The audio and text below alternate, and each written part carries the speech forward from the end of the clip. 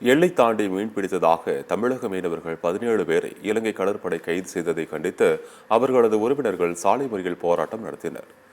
கடலுக்கு மீன்பிடிக்கச் செல்லும் தமிழக மீனவர்களை எல்லை தாண்டி மீன்பிடித்ததாக கூறி இலங்கை கடற்படை கைது செய்வது வாடிக்கையாக உள்ளது. இலங்கை கடற்படையின் அத்துமீறலுக்கு முடிவு கட்ட வேண்டும் என்று மத்திய அரசுக்கு தமிழக அரசு அழுத்தம் கொடுத்து வருகிறது.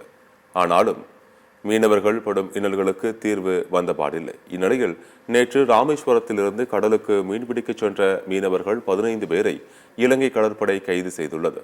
நெடுந்தீவு அருகே மீன்பிடித்துக் கொண்டிருந்த தமிழக மீனவர்கள் 17 பேரையும் அங்கு வந்த இலங்கை கடற்படை கைது செய்துள்ளது. 15 தமிழக மீனவர்களையும் காங்கேசன் துறைமுக கடற்படை முகாமில் வைத்து இலங்கை கடற்படையினர் விசாரணை மேற்கொண்டு வருகின்றனர்.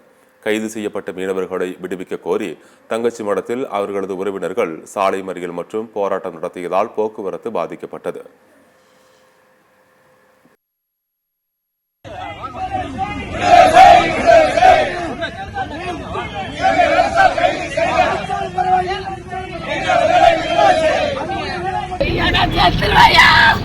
நான் போக மாட்டேன் வீட்டுக்கு